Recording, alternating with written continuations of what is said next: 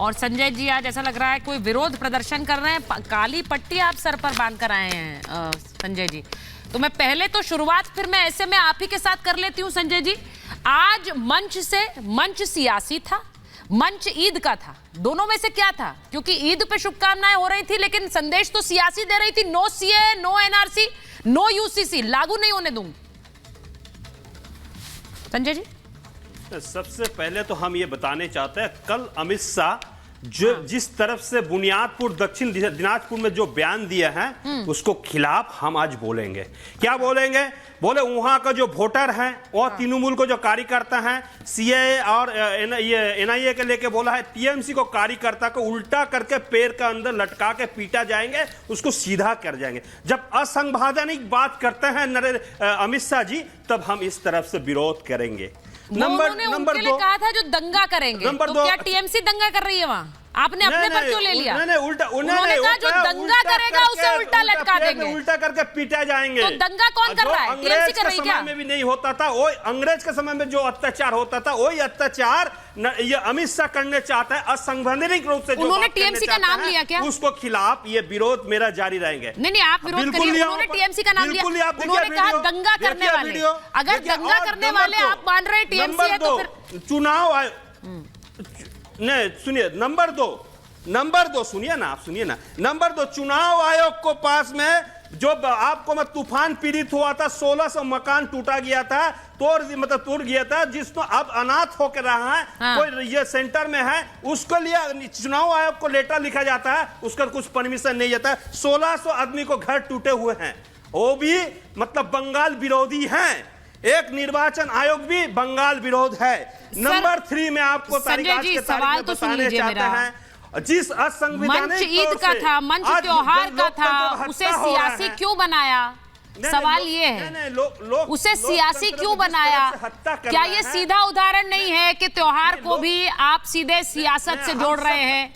सियासत में आप त्योहार और मुसलमानों का इस्तेमाल कर रहे हैं। जिस तरफ से बयान दिया है उसको खिलाफ कुछ ना कुछ बोलना बहुत जरूरी है। अंग्रेज को समय में इस तरफ से बयान नहीं होता था, इतना अत्याचार नहीं होता जिस अत्याचार अमित शाह को समय। अच्छा, अच्छी बात यह है कि आज शाजिया जी हमारे साथ हैं। हुआ है, सुनिए कंसबद्ध हुआ है। अच्छा संजय जी, अच्छी बात यह है कि शाजिया जी हमारे साथ हैं और आपकी नेत्री जो वहां से कह रही है हिंदुस्तान का लोकतंत्र। ठीक है, सुनिए मेरी बात। अब मैं शाजिया जी के पास जा रही हूँ, जरा शाजिया जी जरा बताइए कि सीए, एनआरसी, यूसीसी कुछ लागू नहीं होने दूंगी, ये ममता बनर्जी कह रही है। कहां से कह रही है? ईद के मंच से कह रही है, त्योहार पे शुभकामनाएं नहीं।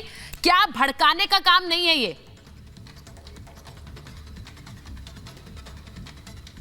बिल्कुल। सबसे पहले हम भाई साहब को ईद मुबारक भी कहेंगे और उनसे कहेंगे कि थोड़े संयम और धैर्य से, सब्र तहम्मुल से वो काम लें तो ज्यादा बेहतर होगा। और जिस बयान का आप जिक्र कर रहे हैं, प्लीज उसे फिर से सुनिए। और मुझे लगता है देश का कानून यही कहता है कि जो भी दंगा और फसाद करता है, जो भी लगातार हिंसा में यकीन करता है और जो भी सियासी हिंसा करके अपने अन्य नागरिकों का शोषण करता है और अत्याचार करता है और उनकी प्रताड़ना करता है, उसे बख्शा नहीं जाएगा।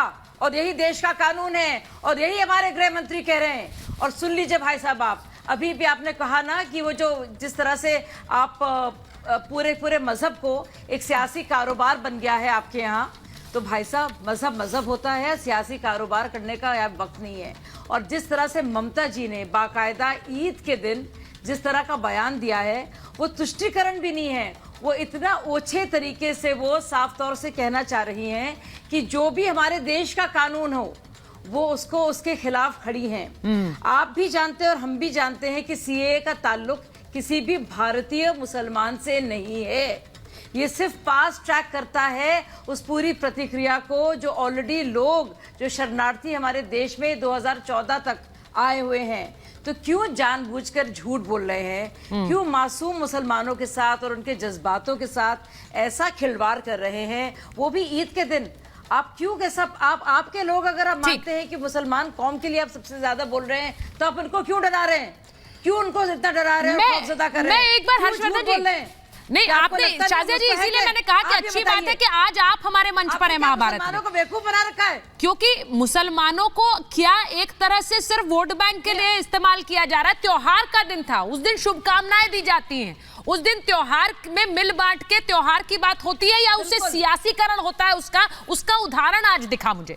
मैं एक बार हर्षवर्धन जी आपसे पूछूंगी, जरा बताइए कि यहां क्या पश्चिम बंगाल में इस वक्त जमीन खिसकती नजर आ रही है? लोकसभा का चुनाव जिसमें क्या संकेत मिल सकता है ऐसा कि ममता बनर्जी को वहां कहना पड़ रहा है कि एक भी वोट बीजेपी को नहीं जाना चाहिए, और वो ये भी कह रही है कि किसी और पार्टी को भी नहीं जाना चाहिए, वो भी डर लग रहा है उन्हें। सुचेता जी, देखिए, मुझे लगता है कि त्योहार का वक्त हो, पर्व का वक्त हो, कोई अच्छा सुख का वक्त हो, दुख का वक्त हो, आप नेताओं को अगर ये सोचेंगे कि वो राजनीति न करें, अपने छोटे बड़े लाभ न देखें, तो फिर आप थोड़ा सा उनके साथ अत्याचार कर रही हैं, या कहें कि उनको आप उनका वो काम नहीं करने दे रही जिसके लिए वो करते रहे। और भारतीय राजनीति में तो नेताओं का चरित्र ही यही रहा है, वो तो बुरे से बुरे वक्त में और अच्छे से अच्छे वक्त में भी इस तरह से बात बर्ताव करते हैं कि जनता को कभी कभी सचमुच लगता है कि क्या नेता इसके लिए हम बनाते हैं क्या?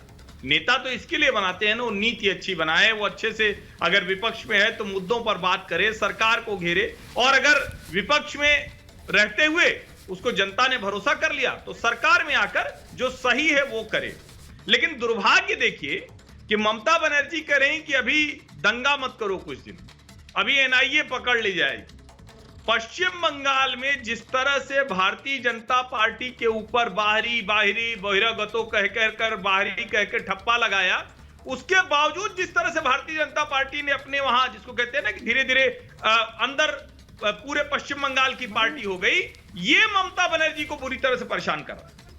ममता बनर्जी को लग रहा है कि अगर 2024 के लोकसभा चुनाव में जो पार्टी 2009 से 2014 और 2014 से 2019 में जो कमाल किया है, अगर उसी रास्ते पर चल पड़ी तो एक सांसद वाली पार्टी 2 सांसद और फिर 18 सांसद, अब उनको डर लग रहा है कि कहीं इतने सांसद न जीत जाएं कि उनके लिए अगला विधानसभा चुनाव मुश्किल में पड़ जाए। और वो दिख रहा है, वो लगातार आप देखिए तो ममता बनर्जी जिस तरह की बात कर रही है, वरना किसी राज्य में एनआईए की टीम पर हमला हो जाए, ईडी की टीम पर हमला हो जाए, करें अभी बम मत बजाना, अभी बमबाजी मत करना, नहीं एनआईए वाले उठा ले जाएंगे। मैं तो उसको देखकर आश्चर्य में पड़ गया। मुझे सचमुच ही लगता है नेता लोग कोई भी बात करें, लेकिन जब इस तरह की बात करते हैं, क्या ये स्वीकारोक्ति है कि हाँ तृणमूल कांग्रेस का ही कैडर गुंडागर्दी करता था, बमबाजी करता था? और अगर ये इस तरह से कह रही हैं, तो आप संदेश खाली की महिलाओं के मन पर सोचिए क्या बीतती होगी। नहीं, वहां पर कोर्ट ने भी कह दिया कि ट्रांसफर कर दीजिए पूरे मामले सीबीआई को, चेहरे छिपा संदेश खाली को भी लेकर, तो वो भी एक बड़ा फैसला कोर्ट ने दिया है कि भाई सीबीआई के पास जाएंगे केस। मैं एक बार संजय जी आपसे सिर्फ अनुरोध कर रही हूँ कि एक एक करके बात करते हैं, उससे बड़ा आराम से सबकी बातें जाती हैं। मुझे